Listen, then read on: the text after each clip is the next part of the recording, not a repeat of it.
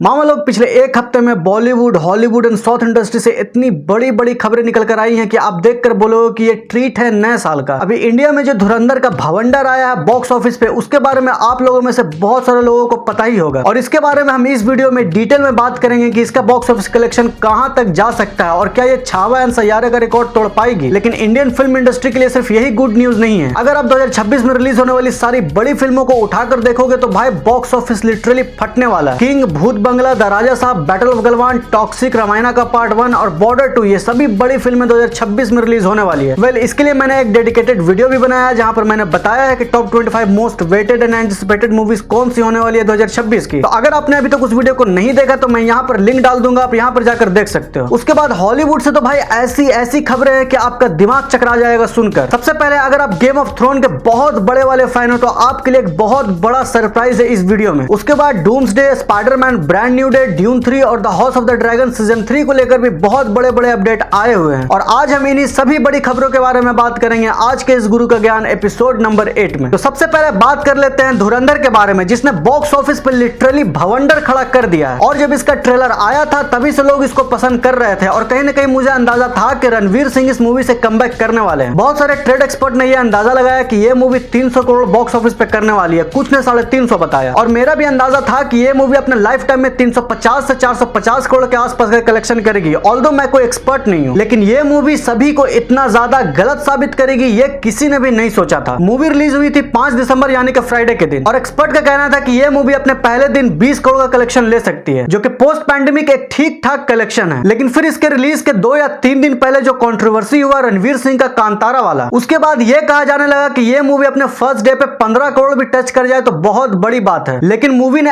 Actual में first day पे कितना कलेक्शन किया? 28 करोड़ का। सेकंड डे सैटरडे मतलब छुट्टी का दिन 32 करोड़। उसके बाद संडे को पिछले दिन से 34% का ग्रोथ दिखा और टोटल कलेक्शन हुआ 43 करोड़ का। मतलब कि 3 दिन का टोटल वीकेंड कलेक्शन 103 करोड़ और ये कलेक्शन जो है वो नेट इंडिया कलेक्शन है। देन उसके बाद अगले दिन मतलब कि मंडे, जो कि मूवी के लिए मेन टेस्ट वाला दिन था, जहां पर हमेशा की तरह 46% का ड्रॉप लिया मूवी ने और टोटल कलेक्ट किया मंडे को 23.25 करोड़। लेकिन उसके बाद अगले ही दिन ट्यूसडे को मूवी ने 16% का ग्रोथ दिखाया, जबकि कोई भी छुट्टी नहीं था। ट्यूसडे का कलेक्शन था 27 करोड़। उसके बाद फिर वेडनेसडे और थर्सडे को भी मूवी ने 27 करोड़ रुपए कमाए, मतलब कि 27 करोड़ का हैट्रिक। और इस हिसाब से एक हफ्ते का मूवी का टोटल कलेक्शन था लगभग 207 करोड़। जिसके बाद मैं ये सोच रहा था कि ठीक है, मैंने जो अंदाजा लगाया था 350 से 400 करोड़ वाला वो मतलब होते हुए दिख रहा है। उसके बाद अगला दिन फ्राइडे मतलब कि डे 8 मूवी ने 20% का ग्रोथ दिखाया और टोटल कलेक्शन किया 32.5 करोड़ का। उसके बाद जो फिर सेकंड वाला सैटरडे था उस दिन मूवी ने टोटल कलेक्शन किया 53 करोड़ का, मतलब कि पिछले दिन से 63% का ग्रोथ। जहां पर अगर तुम पिछले वाले सैटरडे से कंपेयर करने जाओगे तो पिछले सैटरडे का कलेक्शन था 32 करोड़ और इस वाले का 53 करोड़। उसके बाद संडे को मूवी ने फिर से 9% का ग्रोथ दिखाया और टोटल कलेक्शन किया 58 करोड़ का। उसके बाद वर्किंग डे मतलब कि मंडे को मूवी ने कलेक्ट किया 29 करोड़, जहां पर जो पिछला मंडे था वहां पर धुरंधर ने कलेक्शन किया था 23 करोड़ का। और इस हिसाब से जो डे 11 तक का कलेक्शन है, मतलब कि कल तक का जो कलेक्शन है वो है 379.75 करोड़, मतलब कि जिसका जो भी प्रेडिक्शन था वो सभी गलत। उसके बाद मेरा जो एनालिसिस वाला दिमाग है वो फिर से एक्टिवेट हो गया और मैं फिर से अंदाजा लगाने लगा कि इसका जो लाइफ टाइम कलेक्शन है वो कहां तक जा सकता है। जो अभी रिजल्ट आया उसके बाद 400, 500 या फिर 600 सीआर। और सारे एनालिसिस को करने के बाद मुझे ये समझ में आया कि अगर ये मूवी अगले फ्राइडे तक 20 करोड़ से ऊपर का कलेक्शन लगातार करती है तो इसका जो टोटल लाइफ टाइम कलेक्शन होगा वो होगा लगभग 600 से 650 करोड़ के आसपास। और अगर ये मूवी ऐसा कर पाती है तो ये 2025 की सबसे ज्यादा कमाई करने वाली फिल्मों में से एक होगी। जहां पर अगर बॉलीवुड की बात करें तो ये 2025 की सबसे ज्यादा कमाई करने वाली मूवी बन जाएगी। खैर आप प्रेडिक्ट करो, क्या लगता है आपके हिसाब से धुरंधर का लाइफ टाइम कलेक्शन कहां तक जा सकता है? उसके बाद अगली खबर है मार्वल की नेक्स्ट बिग थिंग मतलब कि एवेंजर्स डूम्सडे से, जहां पर खबरें ये है कि एक नहीं, 2 नहीं, पूरे 4 अलग अलग ट्रेलर आने वाला डूम्सडे का और ये सभी ट्रेलर अटैच होगा अवतार फायर एंड ऐश के साथ। जहां पर इसका जो पहला ट्रेलर होगा वो 18 या 19 दिसंबर को दिखाया जाएगा और ये ट्रेलर फोकस होगा डॉक्टर डूम के ऊपर। फिर दूसरा ट्रेलर पहले वाले से एक हफ्ते के बाद सिनेमा में लगाया जाएगा और ये वाला फोकस होगा थॉर के ऊपर और ऐसे ही करके अगले 4 हफ्ते तक अलग अलग ट्रेलर इसका आएगा। फिर उसके बाद एक रिपोर्ट है HBO की तरफ से, जिसने house of the dragon and game of throne जैसे शो को बनाया है, जहां पर अगर खबर की माने तो गेम ऑफ थ्रोन का डायरेक्ट सीक्वल आने वाला है, जो टेक प्लेस करेगी फिनाले के जस्ट बाद वाले कहानी पे। मतलब कि जब डेनेरिस टारगेरियन मरी तो उसके बाद क्या क्या हुआ। तो अगर आप भी गेम ऑफ थ्रोन और हाउस ऑफ ड्रैगन के फैन हो तो मेक श्योर कि आपने इस चैनल को सब्सक्राइब कर लिया हो, क्योंकि इन सभी का अपडेट आपको यहाँ मिलेगा। उसके बाद खबरें हैं कि स्पाइडरमैन ब्रांड न्यू डे का जो पूरा शूटिंग है वो कंप्लीट हो चुका है और मूवी सेट है 31 जुलाई 2026 को रिलीज के लिए। जहां पर एक खबर ये है कि इसका टीजर या फिर ट्रेलर बहुत ही जल्दी आ सकता है, जो कि अटैच होगा अवतार फायर एंड ऐश के साथ। उसके बाद कहा जा रहा है कि हमें ड्यून 3 में 15 से 20 साल का टाइम जंप देखने को मिल सकता है। मतलब कि दूसरे वाले पार्ट से 15 या फिर 20 साल के बाद की कहानी दिखाई जाएगी पार्ट 3 में। और एक खबर यह भी है कि ड्यून 3 अब डूम्सडे के साथ क्लैश नहीं करेगी, जहां पर इसका जो पहले रिलीज डेट था वो था 18 दिसंबर 2026, लेकिन अब खबरें ये है कि ये शायद अक्टूबर या फिर नवंबर में आ सकती है। खैर अगर ये सच में होता है तो फिर आप बताओ ये डिसीजन सही है या फिर गलत। उसके बाद 9 दिसंबर को यश ने अपने अपकमिंग मूवी टॉक्सिक का 100 डेज टू गो वाला काउंटडाउन शुरू कर दिया है, जहां पर अब आप ये मानकर चलो कि ये मूवी डिले नहीं होने वाली। वैसे अगर आप पोस्टर को देखने जाओगे तो भाई पोस्टर दिखने में सच में बहुत ज्यादा इंटेंस है, जहां पर यश एक बाथ टब में बैठे हुए हैं जिसमें से खून बह रहा है, और अगर आप गौर से देखोगे तो यश के पीठ पे एक टैटू दिखेगा। उसके बाद खबरें ये भी है कि गीतू मोहनदास के साथ यश ने भी इस मूवी को लिखा है। वैसे ये मूवी सेट है रिलीज के लिए 19 मार्च को। उसके बाद एक अपडेट धमाल 4 को लेकर भी है, जहां पर कहा यह जा रहा है कि अजय देवगन ने बहुत ही समझदारी दिखाते हुए अपने मूवी को क्लैश से पीछे खींच लिया है। इससे पहले यह मूवी टॉक्सिक एंड धुरंधर 2 के साथ क्लैश करने वाली थी 19 मार्च को, लेकिन अब खबर यह है कि यह मूवी मई या फिर जून में रिलीज होने वाली है। और भाई टू बी ऑनेस्ट ये बहुत ही अच्छा डिसीजन है अजय देवगन का, नहीं तो जिस लेवल का हाइप टॉक्सिक और धुरंधर 2 का है उसके बीच में धमाल पिस कर रह जाती। लेकिन अभी भी एक मूवी है जो सेट है इन दोनों के साथ क्लैश करने के लिए बॉक्स ऑफिस पे। मैं बात कर रहा हूँ सलमान खान की upcoming movie battle of Galwan की, जहां पर अभी कोई भी इसका कंफर्म डेट नहीं है कि ये लोग डेट को आगे बढ़ाने वाले हैं या फिर उसी दिन रिलीज करने वाले हैं। लेकिन अगर खबरों की माने तो बैटल ऑफ गलवान का टीजर या फिर ट्रेलर हमें बहुत ही जल्दी देखने को मिल सकता है। वैसे जब बात सलमान खान की हो ही रही है तो एक खबर यह भी है कि वो आर्यन खान के साथ कोलैबोरेशन करने वाले हैं, और अगर एक रिपोर्ट की माने तो ये दोनों एक एक्शन थ्रिलर मूवी या फिर सीरीज में साथ में काम करने वाले हैं, जिसमें बहुत सारे यंग एक्टर भी होंगे। वैसे जब बात खानों की चली रही है तो एक खबर है आमिर खान को लेकर, जहां पर कहा यह जा रहा है कि 15 साल के बाद 3 इडियट का सीक्वल आ सकता है। और एक रिपोर्ट का यह भी कहना है कि राजकुमार हिरानी ने पार्ट 2 के लिए स्क्रिप्ट को लॉक भी कर लिया, जिसमें हमें आमिर खान के साथ आर माधवन, शर्मन जोशी और करीना कपूर भी साथ में देखने को मिलेगी। खैर अभी तक इसका कोई भी ऑफिशियल कंफर्मेशन नहीं है, तो इस वाले खबर को आप हवाई में लेकर चलो। उसके बाद अगली खबर है विद्युत जमाल की पहली हॉलीवुड मूवी स्ट्रीट फाइटर से, जहां पर इसका फर्स्ट लुक पोस्टर रिलीज किया गया है और इसमें वो डाल्सन का कैरेक्टर प्ले करने वाले हैं। उसके बाद इसका एक टीजर भी निकाला गया है जिसमें सारे कैरेक्टर के ग्लिम्स को दिखाया गया है, और भाई जितने भी फाइटिंग सीन है वो सभी देखने में बहुत ही ज्यादा जबरदस्त है। वैसे ये मूवी सेट है रिलीज के लिए 2026 में। उसके बाद फटाफट बात कर लेते हैं कुछ क्विक अपडेट्स की। तो सबसे पहली खबर है टॉम हॉलैंड वाले स्पाइडरमैन को लेकर, जहां पर कहा जा रहा है कि वो सीक्रेट वार में ब्लैक सिम्बियोट सूट को पहनेंगे। उसके बाद टॉम हॉलैंड वाले स्पाइडरमैन को लेकर एक और खबर है कि वो सीक्रेट वॉर में मेन कैरेक्टर होने वाले हैं। फिर उसके बाद अगली खबर है बैटमैन 2 को लेकर, जहां पर कहा जा रहा है कि स्कारलेट जॉनसन को साइन किया गया बैटमैन 2 के लिए, और वो हार्वी डेंट के वाइफ का रोल प्ले करने वाली है। वैसे एक खबर यह भी था कि बैटमैन 2 में main villain Harvey didn't he होने वाला है, लेकिन अभी खबर यह है कि इसमें ब्रैड पिट नहीं होने वाले। तो अब ये देखना बहुत ही ज्यादा मजेदार होगा कि हार्वी डेंट के रोल को कौन प्ले करता है। उसके बाद 16 दिसंबर मतलब कि आज के दिन पे सनी देओल की मच अवेटेड मूवी बॉर्डर 2 का टीजर आने वाला है। वैसे एक रिपोर्ट दीपिका पादुकोण को लेकर भी है, जहां पर कहा यह जा रहा है कि वो मैडॉक फिल्म की अगली नेक्स्ट मूवी महाअवतार में विकी कौशल के साथ दिखने वाली है। तो बस आज की वीडियो में इतना ही। उम्मीद है आपको ये वीडियो अच्छी लगी हो। अगर आपने अभी तक चैनल को सब्सक्राइब नहीं किया है तो भाई सब्सक्राइब जरूर कर लेना। मैं मिलता हूं आपसे किसी अगले वीडियो में, तब तक के लिए